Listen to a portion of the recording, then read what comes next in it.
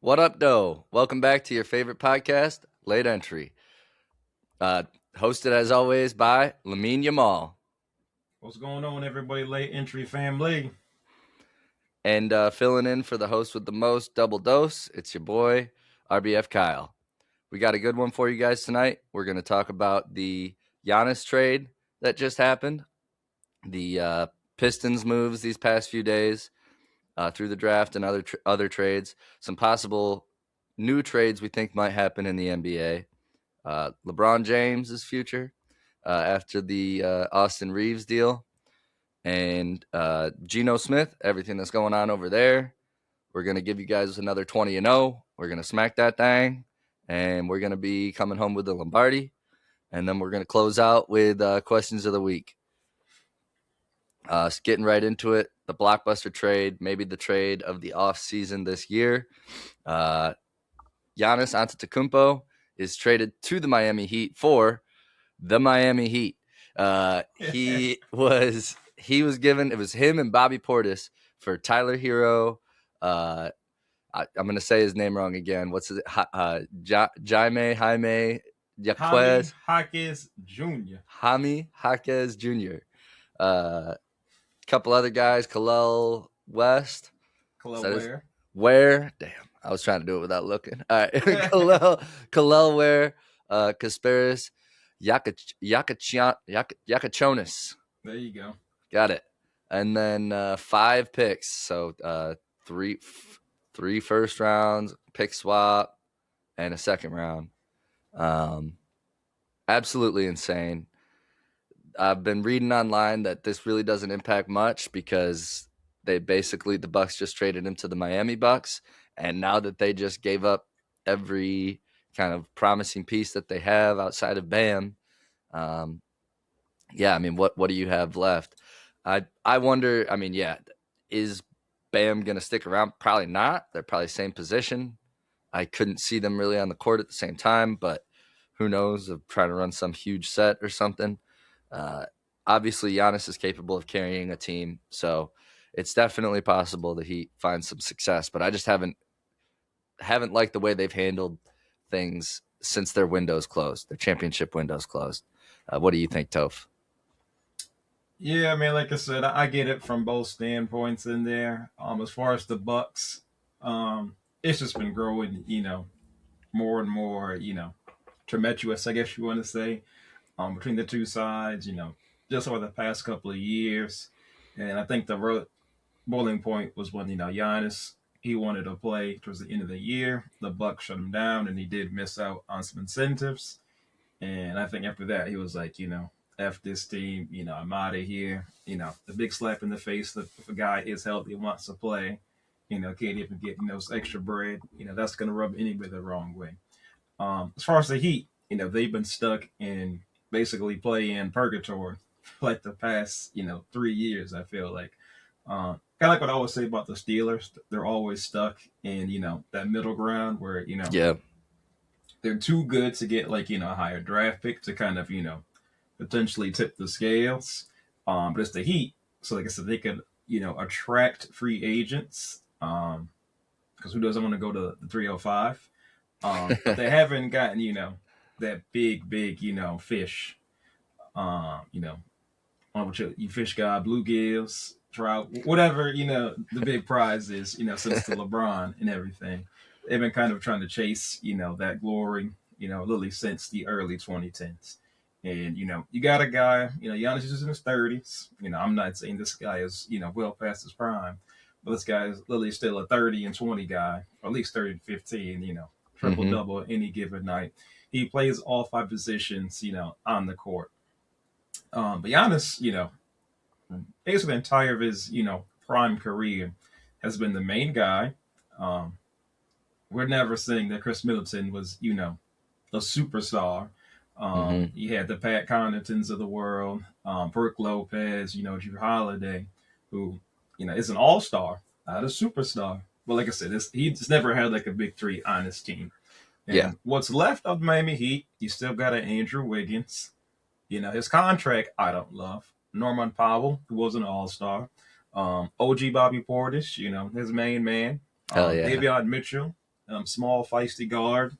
Plays defense, and even on Jimmy Butler's run, he had a bunch of blue collar guys. That's true. You know, these were not the James Hardens of the world. They were guys that left it all out in the court.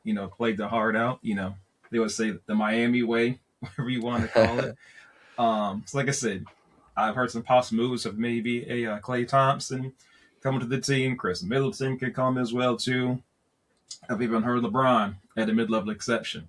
I've heard a lot of names thrown out there. Yeah, like I said, I don't know if LeBron wants to go back with Pat Riley, who stole that man's cookies. Yeah, he's still mad about that. Yeah, I would be too. Like I said, if you have Giannis in the East, this is not the West. I feel like you got to give them a puncher's chance. Yeah, anything can happen. Of course, the Knicks still look like world beaters. They're going to lose a lot of their depth, but at least the main core will still be intact. So everybody's got to rebuild. But I do like that they finally got you want to say it, a cereal box guy on the Miami Heat. Yeah. Something they could really promote, put the banners out there. Basketball season comes around. At least get the city really excited about it. And for the Bucks, you got a lot of young talent in there. They had a plethora of, options, different kind of trade offers. One of the bigger ones was the Jaylen Brown one and 2 first-round picks. But reports from what I read was they were afraid if they make that trade, they're going to be in the same thing again with Jaylen Brown. Does he actually really want to, be in Milwaukee? So like I said, why would you give, 2 first-round picks and Jaylen Brown and possibly in a year literally lose Jaylen Brown? So you literally only traded, Giannis for 2 first-round picks, which in any sense, of course, I got to take, the lesser deal. Jaylen Brown, an all-star guy, all-NBA, in fact. Of course, he's a lot better than all those other names, but, to risk your franchise, position to give, basically one of the best players to ever come out of Milwaukee. I know Kareem Abdul-Jabbar played. I'm not going to give him the best. I can expect, Lou Alcindor out there. But I like it for both sides in there. Bucks, I don't know if he was going to stay in the team. He's really from Wisconsin. So he's coming back home, but I've heard reports of, shipping him off as well, too. The biggest thing that I just don't really see is the spacing for Miami. Giannis and Bam. I don't love it. I know Bam is, Mr. 80-plus guy. So we know he could get buckets. It might have been a nasty how we did it. But the man scored 80. We can't take that from him. Yeah, it happened. So like I said, I could see not a Giannis move, a Bam Adebayo move as well, too, to kind of make the team, a bit more cohesive. But, I'm just glad that Giannis got out of there, now we can kind of, heal, let the fans recoup from the outlash. But like I said, we just saw the almost not Joker, Luka trade last year. So now we're seeing no superstar is safe. Anybody can get dealt. Yeah, that's scary stuff, honestly. Yeah, I mean, and you said it pre-show, who wouldn't want to go from the cold to the heat like that, man? I mean, and there's so many guys that are going to want to go play with the Greek Freak of Miami. I mean, that sounds way cooler than the Greek Freak of Milwaukee. I tell you what. From shoveling snow to picking up numbers. That's right. To getting on the boat, dude. Exactly. Oh, man. Yeah, that's I mean, good for him. I'm sure it's gonna be a lot better quality of life for the fam down there. He's probably gonna love life a lot more year round, regardless of what happens on the court. Maybe this was, he's like, I don't even care if you got to sell the team. I just want my bag. I want to be somewhere warm. I want to be hooping. Hopefully I can, and I'll carry my team to the playoffs, and we'll see where the chips fall. Who knows? But yeah, I could see Chris Middleton, Klay Thompson, some of those like older guys that like would take a little bit of a friendlier deal. I could totally see them wanting to go play one season and try to get a chip in Miami. And Klay Thompson likes his boat. Oh yeah, he does. He does. Don't tell Megan. He'll be all right down there in Miami. He got a lot of options. Oh yeah. Next up on the so where do you think Bam goes now? Like Bam's gone, do you think? Well, We don't know for sure, but like you said, do you think, like I said, with Andrew Wiggins, Norman Powell, Davion Mitchell, in terms of like, I don't want to say household names, but people that you might have heard about. That's it. So like I said, if you roll out there with that's your starting lineup, where's your bench? There's a couple of names I've never even heard of on here. So, and then you basically just gave up, all your draft picks. So you're not going to go out there and draft, some second round guys, which they usually do. So you're basically, getting mid level exceptions, vet minimums. I think Bam has a lot of value as well too. So if you feel like you could run out there beginning of the season, see how it looks, then by about All Star deadline when people maybe a team that wasn't necessarily selling, got some injuries, plans ain't working out. Now you're more likely to trade somebody. I would like to at least see them play together before you make any rash decisions, especially since free agency is right around the corner now. Um, we're never gonna know what's gonna happen out there. Um, but like I said, one team I just at the very top of my head has thought of for Bam Adebayo. Team that loves to play some small ball. Golden State Warriors.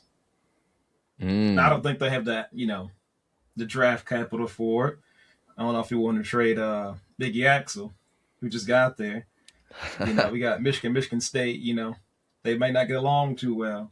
True. But I think you put Bam, out there with the Warriors. I like that fit. An undersized big, but one of the best defensive, front court players in our league. That's just the first thing that just popped in my mind for Bam is It's a good one. going down to Golden State. That's a good